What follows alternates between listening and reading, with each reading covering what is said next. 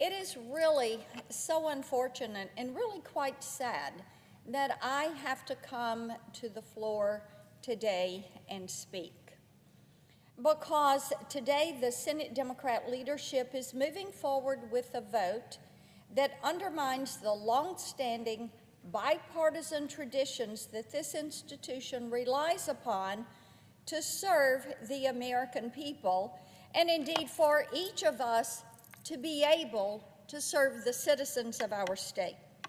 In just a few moments, the Democrat leadership is going to move forward with the cloture vote on a judicial nominee, Kevin Ritz, whose home state senators, which are Senator Hagerty and me, were not properly consulted by the White House during his nomination process.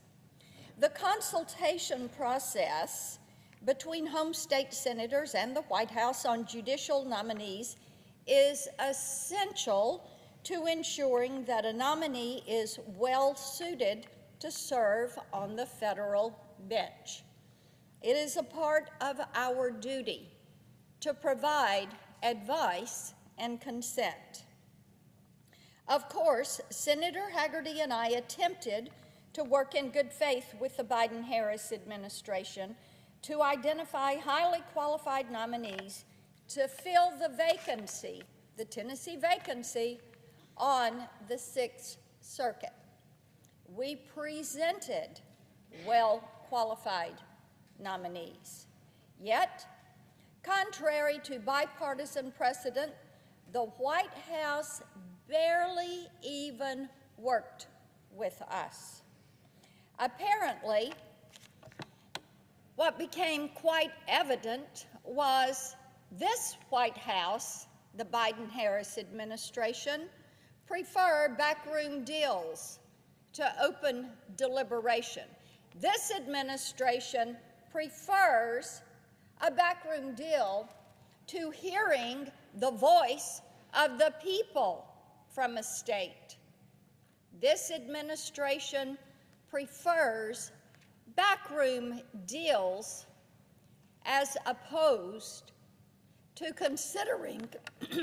considering nominees who have chosen to step forward and go through a nomination process with full transparency. To be sure, this vote is all the more shameful because Mr. Ritz is deeply unsuited to serve on the federal bench. That is not just something that I say. These are comments that have come to us from dozens of Tennesseans. In our country, every individual accused of a crime is entitled to due process of law. That is a bedrock principle of our justice system. Yet, as a federal prosecutor and U.S. Attorney for the Western District of Tennessee, Mr. Ritz has repeatedly flouted basic professional ethics. Mr. Ritz, for example, has been accused of using highly unethical bait-and-switch tactics to trick indigent criminal defendants into accepting plea deals that they didn't agree to. And when defense attorneys pushed back on him, Mr. Ritz has been accused of making outright false statements to the court to cover up his misdeeds. Indeed, Mr. Ritz has chosen to surround himself with those who seemingly treat their ethical obligations with disdain. Mr. Ritz's deputy, for example, received a 1-year probation for prosecutorial misconduct. To be clear, Mr. Ritz's record of unethical conduct is not my only objection to his nomination. There are Tennesseans who, for these same reasons, have come to us to object to his nomination.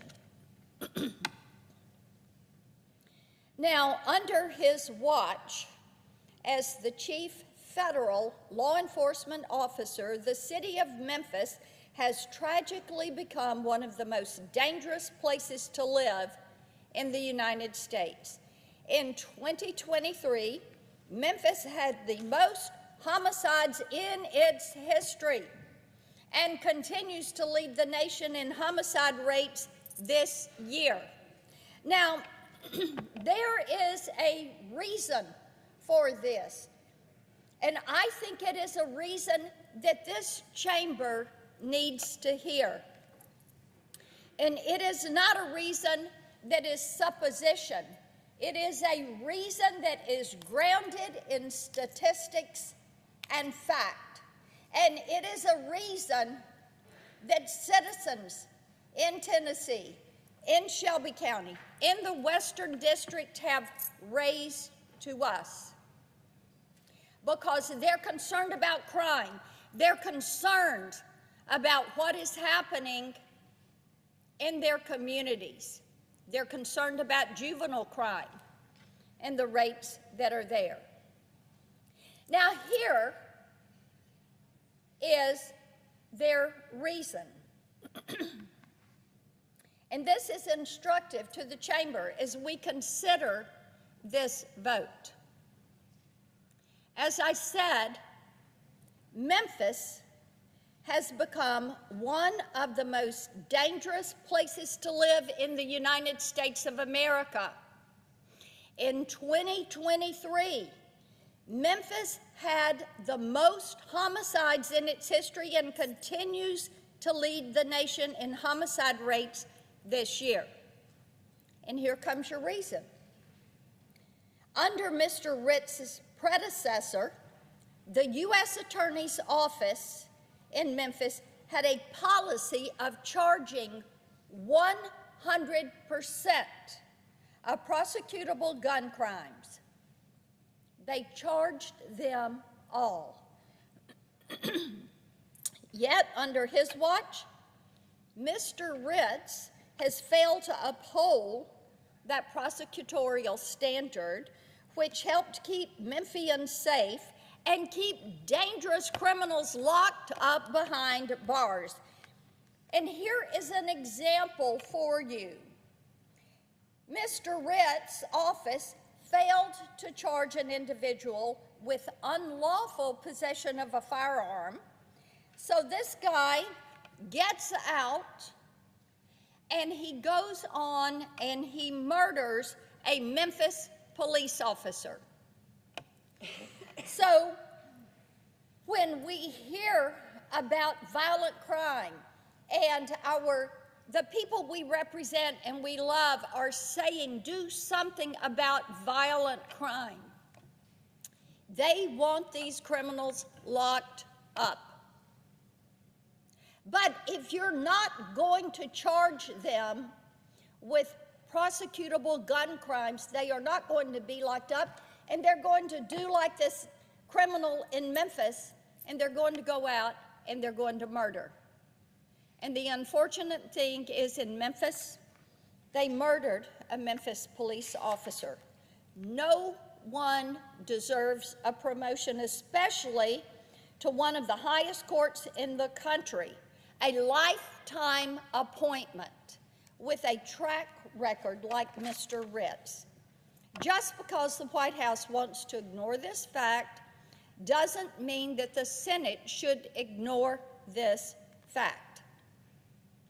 Listen to the voices of Tennesseans who have reached out to us and who have said to us, he does not deserve this seat.